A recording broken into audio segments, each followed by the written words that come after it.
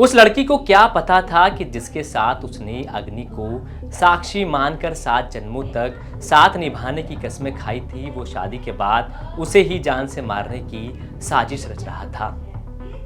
और ऐसी साजिश कि उसकी पत्नी के साथ साथ अपनी साली को भी उसने मौत के घाट उतार दिया। तो बात मंगलवार की है, जब भोपाल की ऐशबाग थाना पुलिस को एक घर में 2 लाश पड़े होने की सूचना एक नौकरानी से मिलती है। सूचना मिलते ही पुलिस घटनास्थल के लिए रवाना हो जाती है। पुलिस अब मौके पर पहुंचती है और देखती है तो 2 लाशें घर में खून से लथपथ पड़ी मिलती है। लेकिन घर में घुसकर इन 2 महिलाओं की हत्या करने वाला आखिर कौन था? पुलिस के लिए ये गुत्थी सुलझाना थोड़ा मुश्किल था। पुलिस दोनों शवों को पोस्टमार्टम के लिए भेज देती है और मामले की छानबीन करने में जुट जाती है। लेकिन कुछ ही घंटों में पुलिस को ये पता लग जाता है कि जिन 2 महिलाओं की लाश उन्हें मिली उसमें से एक का पति मंडला पुलिस में एएसआई के पद पर है।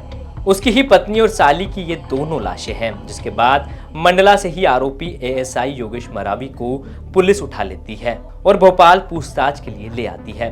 पुलिस पूछताछ में आरोपी के जेब से एक लेटर निकलता है जिसमें घटना की पूरी जानकारी होती है। पत्नी विनीता और साली मेघा की हत्या के बाद आरोपी एएसआई योगेश मरावी ग्वालियर में पदस्थ एक एसआई की भी हत्या करने का प्लान बना रहा था। उसे शक था कि उसकी पत्नी विनीता का एसआई से अफेयर चल रहा है और इसी वजह से दोनों में खूब नोकझोंक हमेशा होती थी। विनीता ने योगेश को तलाक देने के लिए पेपर भी तैयार करवा लिए थे, लेकिन विनीता अपनी बहन के साथ भोपाल में रहती थी और योगेश मंडला में।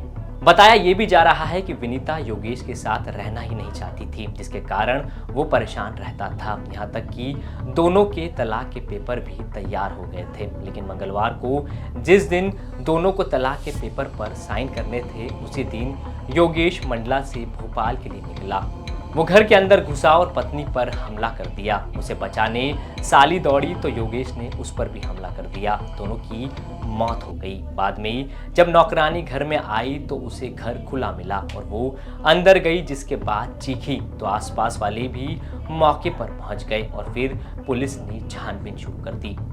इनके बीच में पारिवारिक विवाद था, पिछले कई वर्षों से विवाद था और अलग अलग रह रहे थे। उसी बात में किसी बिंदु को लेकर के, जो कि आगे विवेचना में स्पष्ट होगी, उस बिंदु को लेकर के इनका तत्कालिक विवाद हुआ जिसमें घटना घटित हुई थी। 2 लोगों पर हमला किया कि और भी लोग थे? नहीं, 2 लोग ही थे, चूंकि घर में उनकी पत्नी अपने बहन के साथ रह रही थी और आरोपी का बाहर से, चूंकि मंडला जिले से आना हुआ, पदस्थापना मंडला में थी, तो वहां से आने के बाद एक घटना आकस्मिक तौर पर हुई। बहरहाल पुलिस ने घटना को गंभीरता से लिया है, प्रकरण पंजीबद्ध हो गया और आरोपी गिरफ्तार हो चुका है।